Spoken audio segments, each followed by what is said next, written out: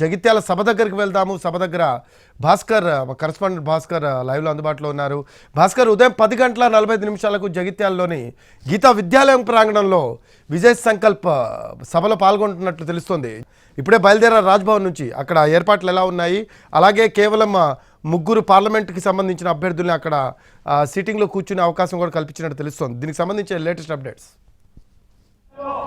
రఫీ, మరికొద్ది సేపట్లో భారత ప్రధాని నరేంద్ర మోడీ జగిత్యాలకు రానున్నారు. జగిత్యాలలో బీజేపీ తలపెట్టిన విజయ సంకల్ప సభ ఏదైతే ఉందో, విజయ సంకల్ప సభలో ఆయన పాల్గొననున్నారు. దీనికి సంబంధించి ఇక్కడ కరీంనగర్, నిజామాబాద్, ఆదిలాబాద్, పెద్దపల్లి పార్లమెంటుకు సంబంధించిన ఈ పరిధుల నుంచి జన సమీకరణ చేస్తున్నారు బీజేపీ వాళ్ళు.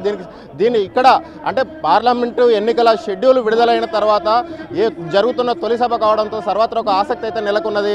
మోడీ ఇంతకుముందు గత నెలలో ఇక్కడికి తెలంగాణ రాష్ట్రానికి వచ్చి పలు సభల్లో పాల్గొన్నప్పటికీ అప్పుడు కేవలం అభివృద్ధి, తను చేసిన అభివృద్ధి, తమ ప్రభుత్వం చేసిన వివిధ కార్యక్రమాలకు సంబంధించి మాత్రమే పేర్కొన్నారు.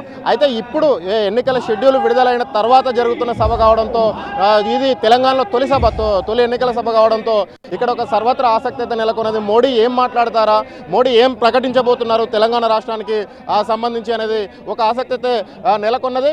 మరికొద్ది సేపట్లో ఇక్కడ సభ ప్రారంభంగానున్నది. నిజామాబాద్ పార్లమెంట్ అభ్యర్థి ధర్మపురి అరవింద్, కరీంనగర్ పార్లమెంటు అభ్యర్థి బీజేపీ జాతీయ ప్రధాన కార్యదర్శి బండి సంజయ్ కుమార్, ఆ తర్వాత ఆదిలాబాద్ పార్లమెంట్ అభ్యర్థి, తర్వాత పెద్దపల్లి పార్లమెంట్ అభ్యర్థి గోమాస శ్రీనివాస్ కూడా ఇక్కడ ఈ సభలో పాల్గొననున్నారు. వీరందరినీ ఇక్కడ ఉన్న జనానికి పరిచయం చేసిన తర్వాత బీజేపీ పార్టీ ఏ హామీలు ఇవ్వబోతుంది, బీజేపీ పార్టీ ఏ కార్యక్రమాలు చేపట్టబోతుంది అనే అంశాలపైన మోడీ ప్రసంగించనున్నారు. Rafi, thanks for updates Bhaskar.